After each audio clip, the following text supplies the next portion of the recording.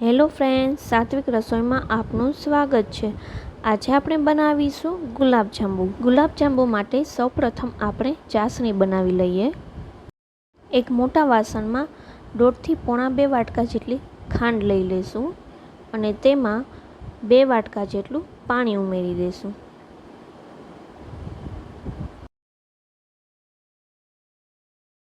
અહીંયા ગેસની flame high જ રાખવાની છે। હવે તેમાં થોડુંક કેસર ઉમેરી દઈશું, ઓપ્શનલ છે, તમે સ્કીપ પણ કરી શકો છો। અને 2 ટુકડા ઇલાયચી ઉમેરી રહી છું।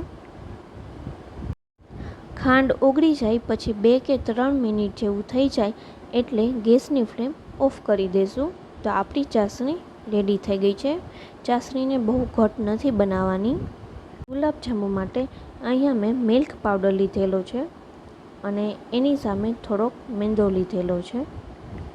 હવે તેમાં બેકિંગ સોડા ઉમેરી દઈશું અને 1 ચમચી જેટલું ઘી ઉમેરીને બધું મિક્સ કરી લઈશું। હવે એમાં દૂધ ઉમેરીને લોટ બાંધી લઈશું। અહીંયા લોટ એકદમ ઢીલો બાંધવાનો છે, બહુ કડક નથી બાંધવાનો, જેથી ગુલાબજાંબુ એકદમ સોફ્ટ બને છે।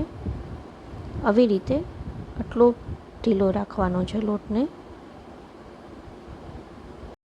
હવે ગુલાબજાંબુના બોલ્સ બનાવીએ ત્યાં સુધીમાં આપણે સાઈડમાં તેલ ગરમ થવા મૂકી દઈશું અને ગુલાબજાંબુના બોલ્સ આવી રીતે નાના નાના બનાવવાના છે। એકદમ ફ્રાય કરીશું ત્યારે એકદમ ફૂલીને મોટા થશે।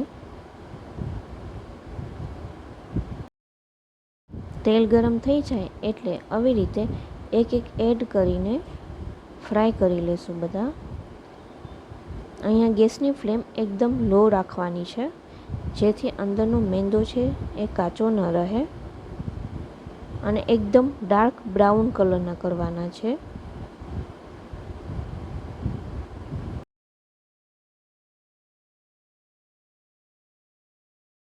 આવી રીતે એકદમ ડાર્ક બ્રાઉન કલરના થઈ જાય એટલે એને કાઢીને આપણે ચાસણીમાં નાખી દઈશું। એવી જ રીતે બધા બોલ્સ ફ્રાય કરી લઈશું અને ચાસણીમાં એડ કરી દઈશું। તમે જોઈ શકો છો થોડા થોડા ફૂલી ગયા છે। ગુલાબજાંબુને ઢાંકણ ઢાંકીને 5 થી 6 કલાક માટે રહેવા દઈશું। લગભગ 5 થી 6 કલાક જેવું થઈ ગયું છે અને આપણા ગુલાબજાંબુ રેડી થઈ ગયા છે। તમે જોઈ શકો છો એકદમ સરસ ચાસણીમાં ડૂબી ગયા છે બધા ગુલાબજાંબુ।